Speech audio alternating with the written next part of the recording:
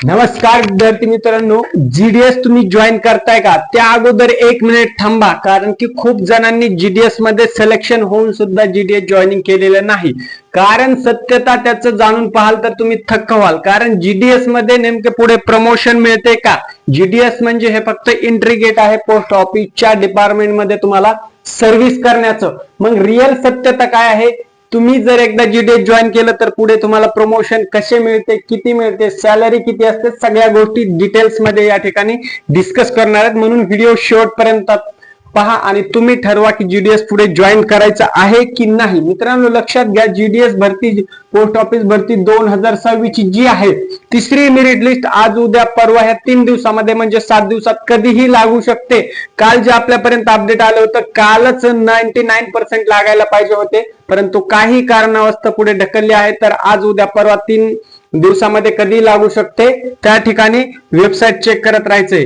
GDS job म्हणजे आता साधारणपणे नेमकं काय की जीडीएस हा फक्त एंट्री गेट आहे पोस्ट ऑफिस मध्ये तुम्हाला करिअर घडवण्यासाठी. 10वी बेसवर आहे हा, तुम्हाला तर माहितीच आहे. मार्काच्या आधारे या ठिकाणी निवड होत असते आणि ही टेम्पररी आणि परमनंट दोन्ही मध्ये मोडत नाही, परंतु सेमी गव्हर्नमेंट आहे, थोडक्यामध्ये जॉब आहे. मित्रांनो याच्यामध्ये सगळ्या म्हणण्यापेक्षा फक्त हाफ फॅसिलिटी जी आहे त्या या ठिकाणी मिळत असतात. सॅलरी तुमची फक्त वेळेवर होत असते.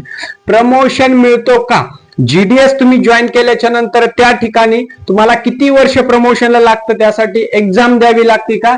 तर साधारणपणे जीडीएस नंतर तुम्हाला पुढचं प्रमोशन जे असतं पोस्टमॅन म्हणून मिळतं. आपण पोस्ट ऑफिस म्हटलं की सरळपणे तोंडामध्ये शब्द येतो की पोस्टमॅन आहे तो, परंतु पोस्टमॅनच्या अगोदरची पहिली स्टेप आहे जीडीएस. जीडीएस नंतर पोस्टमॅन आहे. पोस्टमॅन म्हणजे तुम्हाला काही दिवस काढल्यानंतर मेल गार्ड म्हणून तुम्हाला प्रमोशन मिळतं आणि नंतर एमटीएस मल्टीटास्किंग स्टाफ मध्ये तुम्ही जाऊ शकता मित्रांनो. परंतु प्रमोशन याच्यामध्ये एवढं पर्यंतच थांबत नाही, ते पुढे पुढे ढकलत जातं मित्रांनो नेमकं. परंतु हे अशा पद्धतीने प्रमोशनची प्रोसेस असेल तर हे फक्त एक्झामवर डिपेंड आहे का विदाउट एक्झाम प्रमोशन मिळतं? मित्रांनो खूप महत्वाचा प्रश्न आहे हा, कारण तुम्हाला जर एक्झामच दिली नाही तर तुमचं प्रमोशन त्या ठिकाणी होणार नाही. म्हणून प्रत्येक पोस्ट पुढे जाण्यासाठी त्या ठिकाणी एक्झाम प्रिपरेशन करावं लागणार आहे. एक्झाम डिपार्टमेंट अंतर्गत एक्झाम द्यावी लागणार आहे, त्याच्या आगेच तुमचं पुढे प्रमोशन स्टेप बाय स्टेप होत असतं. म्हणजे आता जीडीएस जॉईन करताना तुम्हाला कुठल्याच प्रकारची स्पर्धा परीक्षा द्यायची नाही, एक्झाम द्यायची नाही. फक्त 10वी बेस मार्कवर तुमचं सिलेक्शन आहे, जी की प्रोसेस सध्या सुरू आहे. म्हणजे पहिली मेरिट लिस्ट लागली आहे, दुसरी लागली आहे, डॉक्युमेंट व्हेरिफिकेशन कंप्लीट झालं आहे. आता तिसऱ्या मेरिट लिस्टची वाट जी पाहत आहात ते साधारणपणे 1-2 दिवसामध्ये लेटेस्ट मध्ये येऊन जाईल. जास्त वाट पाहायची गरज नाही मित्रांनो. आपण जरी काल सांगितलं असतं कालच लागणार होती, परंतु काही कारणावस्तव डिले झालं पुढे आणि पुढे साधारणपणे 7 तारखेच्या आत 100% या ठिकाणी लागण्याची खात्री आहे मित्रांनो. म्हणून ऑफिशियल वेबसाईट चेक करत राहायचं आहे मित्रांनो. ठीक आहे. त्याच्यानंतर तिसरा पॉइंट आहे किती दिवसांनी जीडीएस मध्ये प्रमोशन मिळते. आता तुम्ही ऍज अ जीडीएस म्हणून जॉईन केलं तर त्या ठिकाणी 3 ते 5 वर्ष तुम्हाला जीडीएस म्हणूनच काम करावं लागेल साधारणपणे. याच्या अगोदर लवकर प्रमोशन घ्यायचं असेल तर तुम्हाला नेक्स्ट जीडीएस सोडता दुसरी स्पर्धा परीक्षेची तयारी करावी लागणार आहे. त्यानुसार तुम्हाला पुढील एक्झाम मध्ये सरकारी नोकरीमध्ये प्रमोशन मिळू शकते पुढील दुसऱ्या एक्झाम मध्ये. परंतु जीडीएस मध्ये एकदा जॉईन झाला तर साधारणपणे मिनिमम 2, 3, 4, 5 एवढा वर्ष तुम्हाला कालावधी ऍज अ जीडीएस म्हणून त्या ठिकाणी सर्व करावं लागतं मित्रांनो. नंतर 3 ते 5 वर्ष जर झालं तुम्हाला जीडीएस मध्येच तुम्ही परमनंटली जॉईन केलेलं आहे आणि काम सुरू आहे, तर पुढे 3 ते 5 वर्षांनी तुमच्या इंटरनल डिपार्टमेंट अंतर्गत काही एक्झाम असतात. त्या एक्झाम दिल्याच्या नंतर ती एक्झाम तुम्हाला क्रॉस करावी लागते, म्हणजे त्या एक्झाम मध्ये पास व्हावं लागतं मित्रांनो. त्या एक्झाम मध्ये पास झाल्याच्या नंतर तुम्हाला ऍज अ प्रमोट केलं जातं, as a postman, as a mail guard, as a MTS आणि नंतर तुमचं ऑफिसर लेवलचं. त्याच्यामध्ये सॅलरी स्ट्रेंथ सुद्धा वाढत असते. म्हणजे आता जरी जीडीएस ला सॅलरी कमी असली तरी जसं जसं तुमचं प्रमोशन होत राहील मित्रांनो तसं तसं तुमचं सॅलरी पे स्केल सुद्धा नक्कीच या ठिकाणी वाढणार आहे. म्हणून जीडीएस जॉईन करायचे की नाही, तुमच्याकडे तेवढा वेळ आहे का नाही 5-4 वर्ष एक ठिकाणी सर्व करण्यासाठी जीडीएस, आणि तिथून पुढे परीक्षा देऊन तुम्हाला जर कॉन्फिडन्स येत असेल की आपलं प्रमोशन चांगली सॅलरी आपल्याला पोस्ट ऑफिस मध्येच मिळवायची तर त्या ठिकाणी नक्की जॉईन करा. तुम्हाला जर नाही वाटलं तर करू नका. सगळं जे काय आहे ते तुमच्यावर ते डिपेंड आहे, तुमचं तुमचं माइंडसेट कसं आहे, एक्झाम तुमचं कॅपेबिलिटी किती आहे, दुसऱ्या एक्झाम जर क्रॉस करू शकत असाल तर तुम्ही जीडीएस जॉईन नाही केलं तरी चालेल. जर नसाल तर ज्या विद्यार्थ्यांना वाटतं आपल्याला पोस्ट ऑफिस मध्येच या ठिकाणी करिअर घडवायचं आहे त्यांनी जीडीएस जॉईन केलं तरी चालेल. फक्त हा जो निर्णय आहे तो मी डायरेक्टली तुम्हाला सांगू शकत नाही जॉईन कराच किंवा जॉईन करू नका, ते टोटली तुमच्यावरती डिपेंड आहे मित्रांनो. कारण करिअर तुम्हाला घडवायचं आहे, तुमचं करिअर कशा पद्धतीने कुठल्या टॉप लेवलला न्यायचं आहे तुम्ही ठरवायचं आहे. त्यामुळे डिसिजन पूर्णपणे तुम्ही घ्या, परंतु त्याच्या अगोदर ह्या सगळ्या गोष्टी तुम्हाला माहित असणं गरजेचं आहे. कारण खूप जणांना हा प्रॉब्लेम माहित नसतो किंवा हा करिअर ग्रोथ पाथ खूप जणांना कन्फ्युजन करणार असतो मित्रांनो. ग्रोथ प्लॅन जीडीएस, आता याच्यामध्ये आता म्हटल्याप्रमाणे ग्रोथ प्लॅन कसा असं, पण काही स्पेसिफिक काळामध्ये जॉब केल्याच्या नंतर आपल्याला प्रमोशन हवं असतं, सॅलरी इन्क्रीमेंट हवी असते, त्याच्यानंतर पुढे आपल्याला ग्रोथ प्लॅन असा ग्राफ, चढता ग्राफ आलेख पाहिजे असतो.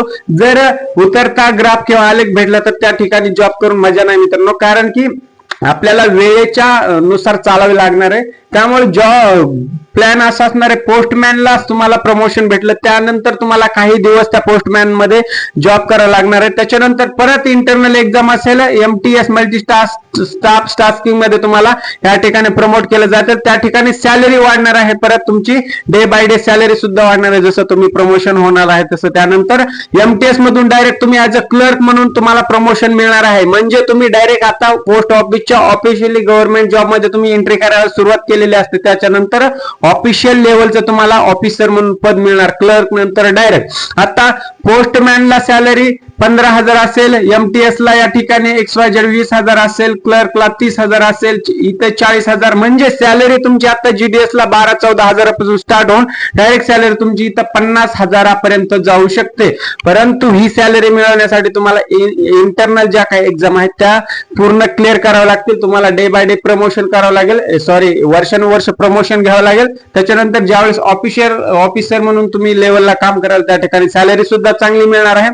म्हणजे आता जर जीडीएस जॉईन केलं तर पुढील 5 ते 7 वर्षामध्ये तुम्ही टॉप तुमचं करिअर सेट केलेलं असणार आहे या ठिकाणी जीडीएस मध्येच. परंतु त्या ठिकाणी तुम्हाला मेहनत आणि कंटिन्यू या जीडीएस मध्ये सर्व्हिस करावी लागणार आहे, त्यावेळेस तुमचं करिअर तिथे नक्कीच सेट होऊ शकतं मित्रांनो. आता सगळ्यात महत्वाचा 5वा पॉईंट, सॅलरी ग्रोथ कशी असणार आहे. पोस्टमॅनला या ठिकाणी जर पदावर गेलात तर 25,000 सॅलरी स्टार्टिंग होते 25,000 त्याच्यानुसार बाकीच्या ज्या काही गोष्टी आहेत त्या, आणि क्लर्क लेवलला गेलात तर 30,000 पर्यंत या ठिकाणी सॅलरी मिळते. आणि तसंच आता ऑफिसर लेवलला गेला तर 30+ म्हणजे 40 ते 50 हजारापर्यंत या ठिकाणी सॅलरी मिळते. परत इतर सुविधा मिळतात त्या ठिकाणी. म्हणून ग्रोथ चांगली आहे, सॅलरी ग्रोथ सुद्धा चांगली आहे, पोस्ट ऑफिस मध्ये मिळणाऱ्या सेवा सुविधा सुद्धा चांगल्या आहेत. प्लस तुम्हाला ज्या पोस्ट ऑफिस मधून शासकीय स्कीम्स असतात, गव्हर्नमेंटच्या ज्या तुम्हाला लोकांपर्यंत पोहोचायच्या असतात, तुम्हाला माहिती द्यायची असते, त्याचा सुद्धा तुमच्यासाठी सुद्धा उपयोग करून घेऊ शकता. जसं की तुमचं फॅमिली, मित्र, परिवार, सहकारी यांच्यापर्यंत माहिती देऊन त्यांना त्या स्कीमचा फायदा तुम्ही नक्की करून देऊ शकता. असे वेगवेगळ्याचे फायदे सुद्धा आहेत मित्रांनो. परंतु ज्यांना करिअर वेगळ्या दिशेने घडवायचं आहे त्यांनी जीडीएस मध्ये इथं 6-7 वर्ष ज्यांना पॉसिबल नाही त्यांनी वेगळं करिअर चूज केलं तरी चालेल मित्रांनो. ज्यांना करिअर इथेच करायचं आहे, त्यांनी जे सिरियस स्टुडंट आहेत की त्यांना आपल्याला वाटतं की पोस्ट ऑफिस मध्येच करायचं, ते नक्की या ठिकाणी जीडीएस मध्ये प्रमोशन मिळतं मित्रांनो. परंतु त्या ठिकाणी काही वेळ, मेहनत आणि तुमचं सगळ्या गोष्टी सातत्य या ठिकाणी लागणार आहे, त्यावेळेसच तुम्हाला प्रमोशन स्केल असा चढता ग्राफ या ठिकाणी मिळणार आहे. आता सगळ्यात महत्वाच्या मुद्द्यावर, तिसऱ्या मेरिट लिस्ट बाबत मित्रांनो, जरी कट ऑफ कमी किंवा जास्त जरी ऍव्हरेज मिडियम रेंजला लागला तरी त्या ठिकाणी कोणाला चान्स मिळू शकतो. जर सेकंड मेरिट लिस्टच्या कट ऑफच्या थोडासा 1-2 टक्क्यांनी जे विद्यार्थी आहेत कमी, ज्यांचं की 1-2 टक्क्यांनी या ठिकाणी मिस झालं होतं सेकंड मेरिट लिस्ट मध्ये, त्यांना तिसऱ्या मेरिट लिस्ट मध्ये चान्स मिळणार आहे. त्याच्यामध्ये open category, SC, OBC, PWD सगळे ऑल ओव्हर इन्क्लुडिंग कॅटेगरी असणार आहेत. त्याच्यामुळे तिसरी मेरिट लिस्ट जशीच येईल तसं मी तुमच्यापर्यंत सगळ्यात अगोदर अपडेट देईल मित्रांनो. त्याच्यामुळे चॅनलवर जर तुम्ही नवीन असाल तर चॅनल सबस्क्राईब करून ठेवायचे. तुमचे काही प्रश्न असतील ते कमेंट मध्ये मांडायचे आणि तिसऱ्या मेरिट लिस्ट मध्ये माझं व्हायला पाहिजे असं ज्यांना वाटतं त्यांनी फक्त येस लिहा आणि तुमचे पर्सेंटेज कमेंट करा, जेणेकरून आपल्याला समजेल की तुमचं पर्सेंटेज पाहून तिसऱ्या मेरिट लिस्ट मध्ये चान्स आहे का. तर सगळ्यात महत्त्वाचा शेवटचा मुद्दा फक्त 1 मिनिटामध्ये डिस्कस करू मित्रांनो. तिसऱ्या नंतर चौथी येऊ शकते का, लक्षात घ्या. तिसऱ्या मेरिट लिस्ट नंतर जी काही चौथी, फोर्थ आणि सप्लिमेंटरी लिस्ट आहे ती मित्रांनो येण्याची शक्यता आहे, परंतु आत्ताच कन्फर्म सांगू शकत नाही. परंतु तिसऱ्या नंतर चौथी कन्फर्म येणार, पण सप्लिमेंटरीचा आपल्याला या ठिकाणी आता सांगता येणार नाही.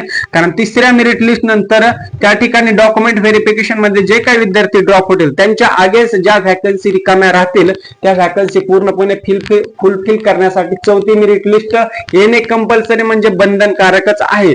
जर चौथी मेरिट लिस्ट नाही आले तर काय होईल, जीडीएस मध्ये ज्या काही 28,000 प्लस जागा आहेत त्या जर फुलफिल नाही झाल्या तर त्यांचा जो क्रायटेरिया, त्यांची मॅन पॉवर रिक्वायरमेंट आहे ती फुलफिल होणार नाही आणि जीडीएस वर वर्कलोड परत येऊ शकतो. म्हणून चौथी मेरिट लिस्ट सुद्धा येण्याची दाट शक्यता आहे, म्हणजे जवळपास 99.99% या ठिकाणी येऊ शकते. म्हणून ज्या विद्यार्थ्यांचं तिसऱ्या मेरिट लिस्ट मध्ये जरी नाव नाही आलं आणि पर्सेंटेज जरी थोडस सेकंड आणि थर्ड मेरिट पेक्षा कमी असलं तरी त्या ठिकाणी तुम्हाला चान्स मिळू शकतो. आणि चौथ्या मेरिट लिस्टला पर्सेंटेज बऱ्यापैकी ड्रॉप आउट होण्याचे चान्सेस असतात. सगळ्यात जास्त इथे प्लस पॉईंट हा असतो, कारण की जीडीएस ला जर 100, 200 किंवा 500, 600 व्हॅकन्सी राहिले असतील तर त्यांना शेवटच्या लिस्टमध्ये पूर्ण क्लिअर करायचे असतात, त्यामुळे तिथं कट ऑफ जास्त ड्रॉप केला जातो मित्रांनो. म्हणून कमी पर्सेंटेज जरी असतील तुम्हाला म्हणजे त्या रेंज मध्ये तर त्या ठिकाणी तुम्हाला नक्की चान्स मिळू शकतो मित्रांनो. म्हणून जीडीएस मध्ये तुमचं फायनल मेरिट लिस्ट पर्यंत नाव चेक करत राहायचंय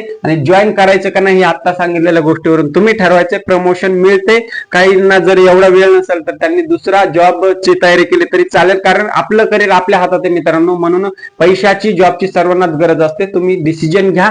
काही प्रश्न, डाऊट असतील तर कमेंट बॉक्स मध्ये नक्की कमेंट करा. इथेच थांबतो, भेटूया नवीन अपडेट सोबत. तोपर्यंत जय हिंद, धन्यवाद, राम राम मित्रांनो.